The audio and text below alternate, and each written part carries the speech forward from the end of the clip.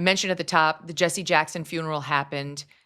Honestly, I had, as I said, very positive experiences with Jesse Jackson during my years at Fox. He was not one of those crazy leftist, race essentialism guys. He had the Rainbow Push Coalition, and he made a lot of difference in the lives of many people, a lot of African Americans.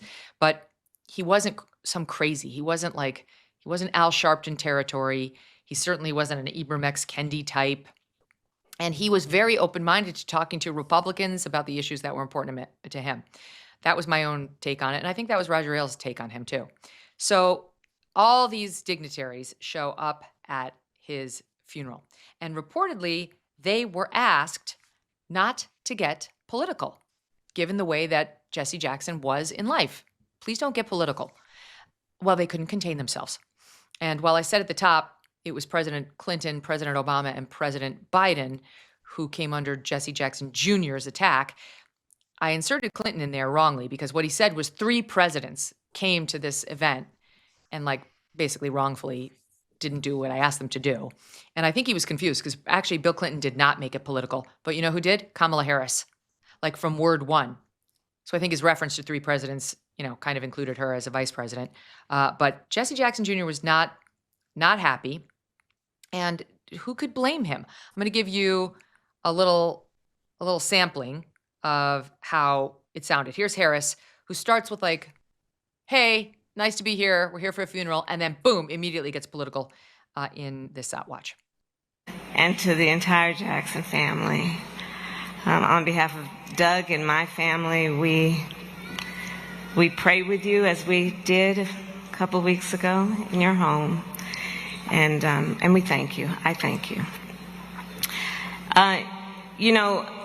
So let me just say, I predicted a lot about what's happening right now. Can't help herself. I'm not into saying I told you so, but we did see it coming. And she kept going. It wasn't just her. I mean, she's so insufferable, Stu, is she not? I mean, just if we could just take a moment, Megyn, to just appreciate the fact that when Jesse Jackson Jr. says 3 presidents, he was incorrect that she was one of them. Thank God. Thank God. Thank God we don't have to deal with that nonsense, and hopefully never will. It's just absolutely, she's terrible. I mean, the reason worst. she lost is she's just terrible at this. She really is. And for some reason, Democrats see this as constantly their big chance to make a political speech when there's someone, who had just passed away. Someone who died. How is that your great chance? By the way, he wasn't a politician. He was a thought leader, but he wasn't a politician. I want to give you a little bit more of Kamala Harris, who, again, she just gave a soundbite a week ago, not even, maybe, or just over, about 10 days ago, opening the door once again, probably wider than she has, to a presidential run. She's going to do it. This woman's running. And this is what we're going to be subjected to. She hasn't even brushed up on new phrases for her act. She's recycling all the old shit. Listen to SOT 13. To understand, as has been said, the beauty that comes after the storm, when we see what is possible and what can be unburdened by what has been. That was a Jesse Jackson pin from those days. And just a beautiful example of his determination, his sense of humor, but his ability to see what can be unburdened by what has been. Okay. Twice the duality in the same speech. It's the duality of it. In that, if you were to take out the Venn diagram, Stu, she has no new lines. It's unbelievable. Especially because that in particular was something that everyone criticized. Everyone made fun of her. That criticism had to have gotten to her at some point, I would assume. Yes. And here she is still trotting this stuff out. And this is because she doesn't have thoughts. She doesn't have original thoughts. She's like a person who's just kind of existing and sees herself as this sort of machine that just pumps out things that people are supposed to like her, right? And I guess that's how her life went. She is up until that day. Unburdened by thoughts and used to getting ahead on the fact that she is Black and she is a woman. And in the Democrat Party, that is typically enough. It was enough to make her the nominee, and we'll see whether they proceed with that kind of folly the next time as well. Let's keep going, because here's Biden. He also got political. I mean, again, he'd been asked not to do this by the family of the deceased, and yet, take a listen. We're in a tough spot, folks. We got an administration that doesn't share any of the values that we have. And I don't think I'm exaggerating a little bit. No one can understand a word you're saying, sir. Go back to your basement and your pudding. Stand by. Here's Barack Obama. Same thing. Disrespecting the wishes of the family. We are living in a time when it can be hard to hope.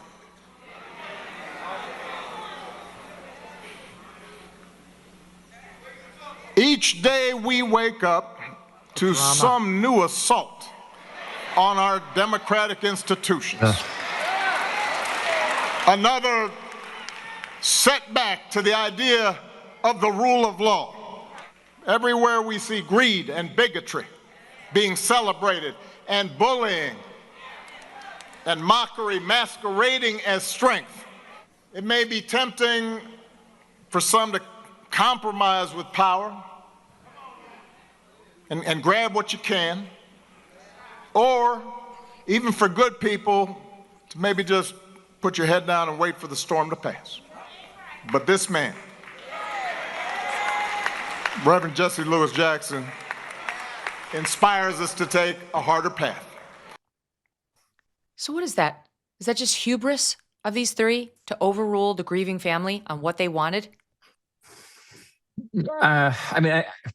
Of the three, I give Biden a little bit of a break there, in that he looks like he just climbed out of a casket to make the speech. I have no idea if he has any idea what's going on. He's clearly just reading whatever his team wrote for him. Yeah, it's just, that's not a positive situation for a million different reasons. Before we move on from Biden, though, because I do need to add this addendum of his remarks here. To your point, SOT 12.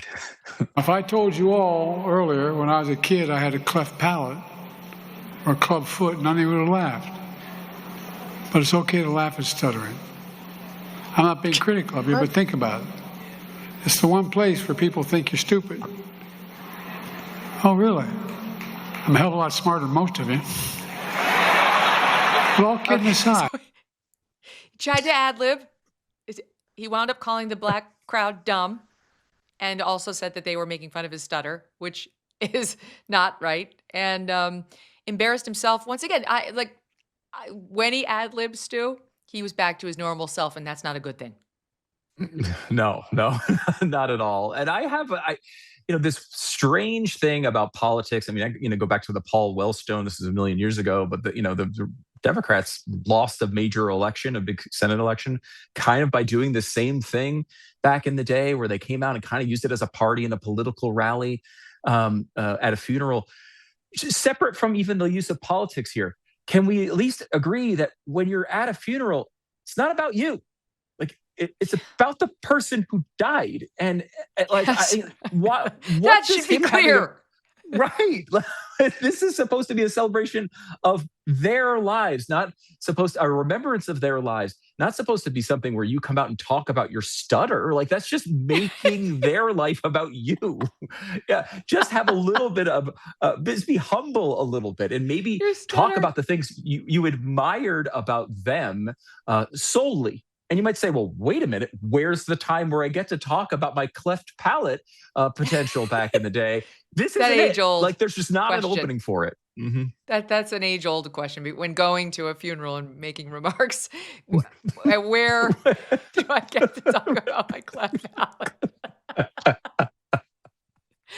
In Kamala Harris's case, clearly this is like the 2028 kickoff. She's like, yeah, if you could drop some confetti after I finish, that'd be terrific. Some balloon drop, perhaps, that would really help me out. Here was Jesse Jackson Jr. reacting to the naked self-promotion of these three. Yesterday, I listened for several hours of three United States presidents who do not know Jesse Jackson. he maintained a tense relationship with the political order, not because the presidents were white or black, but the demands of our message, the demands of speaking for the least of these, those who were disinherited, the damned, the dispossessed, the disrespected, demanded not Democratic or Republican solutions, but demanded a consistent, prophetic voice that at no point in time ever sold us out as a people. And it speaks volumes about who the Reverend Jesse Jackson was. Wow. I mean, that's pretty bold. They all showed up and they all spoke at the funeral, and yet the son was not having it, Stu. Yeah, I mean, I love the comments, and of course, I don't know. I've been to funerals. I've never been to one that's anything like what Democratic politicians always do. So I don't understand how any of this works. I mean, I don't even understand, like, why are they even speaking? Why? I mean, I assume Barack Obama did just like walk up on stage and take the mic. Like, what's the process that he's even getting the gig? Because I guess there is some like weird thing that we do as human beings to try to make ourselves in our, as we remember someone's life, we try to make ourselves important by highlighting the people that we knew around them. I don't know. Maybe that's what they're doing. Hey, he knew all these presidents and they'll speak nicely of him. So that will, I guess, improve his standing. I mean, I would assume as a reverend, that's probably not how he looked at the world, or at least not how he tried to look at the world. Right. I didn't know the guy. You make a point, and I've heard this from others, that he was a pretty nice guy and a guy who was positive to deal with. And, I wouldn't have enjoyed him, I don't think, as president of the United States, but, that's neither here nor there. I would assume he would aim to be known for things bigger than that. And yet every Democratic politician who died has this same moment. And every time people are critical of it, even people who are members of the family, and over again, they make it about them and the things they think are important that week. Gosh, it's so selfish and just ugly. It is. It's so disrespectful. There were some famous people there, including former NBA player Isaiah Thomas. This is what he had to say. SOT 15. I also like to honor the 5 presidents who are sitting here today.